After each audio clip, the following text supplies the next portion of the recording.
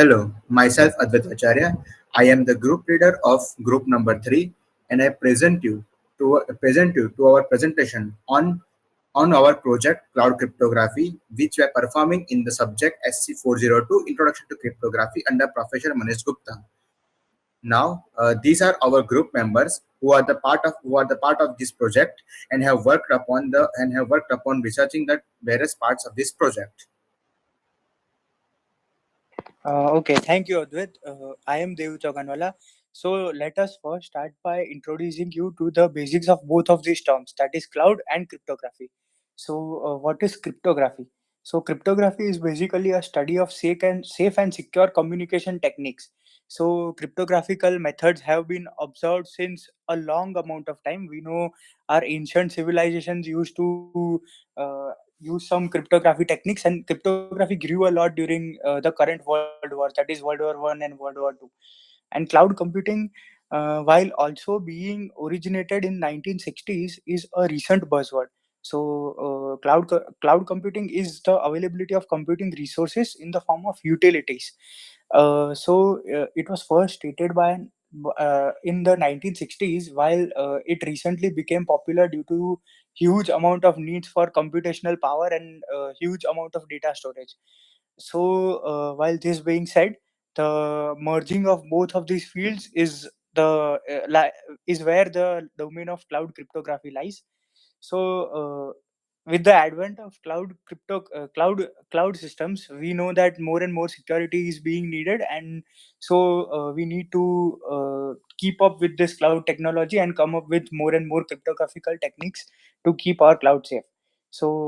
Here you can see some of the literature review. Some significant research was works in the field of cloud cryptography. So as we can see that most of the research in this field of cloud cryptography is recent, because the cloud exponential use has been a recent phenomena. So we can see that K. Robber in his paper in 2013 argued that cloud system must be secure, and failing that will fail the system. Similarly, many more people have come up with AES based algorithms, elliptical curve based algorithms, Merkle hash tree based algorithms, uh, for file encryption, system encryption, data encryption, storage encryption in the cloud. Uh, a recent paper released in 2018 used a lot of hybrid cryptographical based solution for cloud security. That is, it uses AES, RC6, Profish, and BRA for implementing cryptographical techniques for the cloud security. Okay, next slide, please. Yeah, so I am Tugspert. First we need to know what actually is cloud computing. So, cloud is a distributed network of computers or servers which are used for storing and accessing the data from anywhere in the world. So, the users of cloud computing do not have to worry about the management of the infrastructure. The whole management of the infrastructure or the data is done by the cloud service providers. So basically, there are five types of deployment models, or we can say the types of the cloud that are provided by the cloud service providers. These are namely private cloud. As the name suggests, it is available only for a single organization and has a no sharing policy. And as it is only available to a single organization, it is highly secure. Another is public cloud, and again, as the name suggests, it is available for any user present on the internet worldwide. Uh, Third one is hybrid cloud. This cloud is a combination of public and private cloud services. From public cloud services, we get the advantage of cost efficiency, and from private cloud services, we get the advantage of security. Fourth one is community cloud. So this cloud is, in this cloud, the infrastructure is basically dedicated to only a community or a group of organizations which can access the services. And last one is the multi cloud. So in this type of cloud, user deploys the applications on clouds of multiple cloud providers, like they can deploy applications on Azure as well as on the Google cloud. So yeah, next slide. Okay, now that Daksh has explained the basics of cloud and different deployment models, let us see why do we need cryptography for the cloud computing. So one of the reason why we need cryptography for cloud computing is protection of cloud users data from the cloud provider, so that the cloud provider cannot see your data and it is not exposed to the provider. So previously proposed and research solution for this problem have been fully homomorphic encrypted data. That is, calculation is done on this homomorphic encrypted data, so it is never decrypted. Calculation is done on all the encrypted data, and to make that more efficient, garbled computation techniques have been proposed. The second problem can be securing cloud data storage. Now this problem has been explored in much detail in our paper and in the further slides. So some of the previously proposed solution have been server side encryption, ACP based encryption, data preprocessors, verifiers, and token generators, so that whatever the data comes, it can be verified if it has been lost or tampered with. The third reason may be avoiding leakage from the cloud. So the enterprises would not want their data to leak from the cloud. So previously researched and proposed solution for this problem have been convergent encryption and data duplication. So convergent encryption makes sure that the cloud provider does not have the encryption key and they can delete the duplicated files. So and one more problem, one more major problem is securing communication interfaces. So interfaces are everywhere in cloud. There are we can see that mostly there are microservices which communicate with each other through these interfaces, so it is very important to secure them.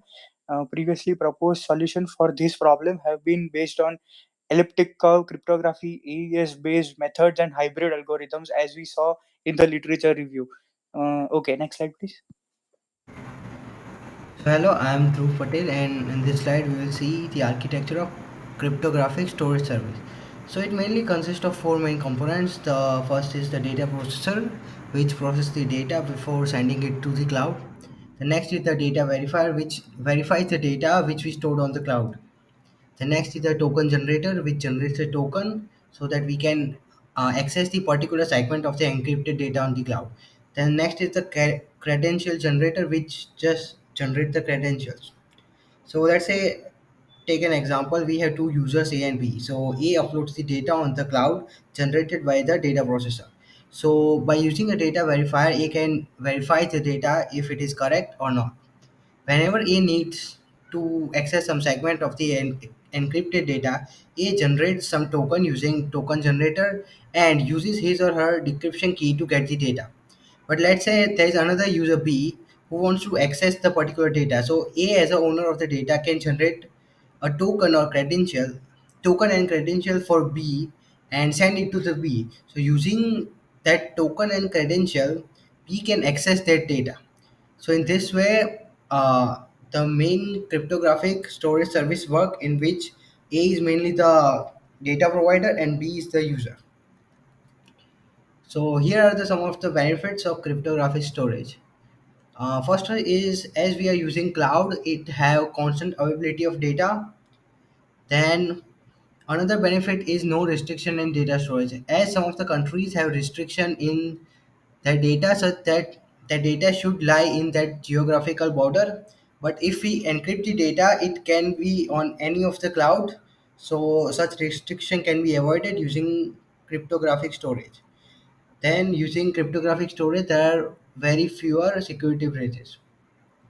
Then another benefit is, when data is transferred from one computer to another, encryption prevents it from becoming vulnerable.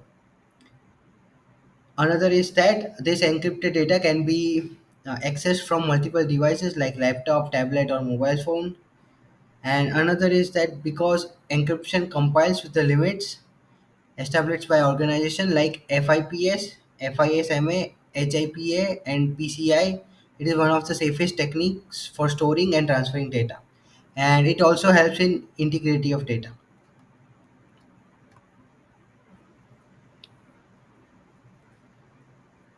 Now, as we saw earlier, how important is using cryptography in cloud storage services.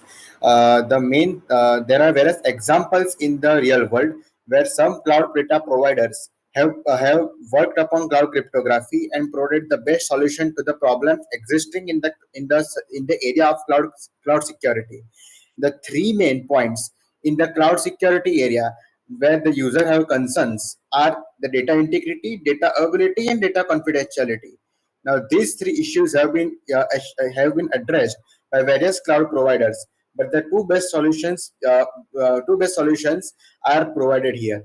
First is by the Amazon AWS S3 storage services. Now, in Amazon AWS S3 storage services, the main method used is the SSL encrypted endpoints using HTTPS protocol. Now, along with that, AWS S3 also provides server-side and client-side encryption, along where and also provides choices where client even can use his or her own encryption keys in order for encryption, and by detecting that encryption keys, Amazon AWS S3 can decrypt it on the in the receiver side, and also provides solution of using the encryption itself, where the user can easily include encryption during any creation of object by simply involving a header, and the decryption again on the receiving side is automatic. Microsoft Azure, on the other hand, have developed a totally virtual private base storage, which is based on searchable encryption schema. And the main function of the searchable encryption schema is to encrypt a search index, and Microsoft have totally claimed to achieve all the three solution to all the three user concerns mentioned above. And so these are the main two solutions by real world cloud providers in the area of cloud security. Next slide, please. Hello everyone, I am Yash Trivedi. So previously we have focused on benefits of cloud storage and the cloud security. So now we will focus on what are the drawbacks and challenges faced by the cryptographic storage and systems. So the first thing that comes to mind after reading cryptography is it must include encryption and decryption of the complex algorithms and on a large private keys. So because of this, it introduces extraneous computation on the system, which includes heavy time and heavy money imposed on the systems, along with long latencies. Because of which systems are slowed down, and sometimes it also causes the bugs because of which even the legitimate users can't access the system.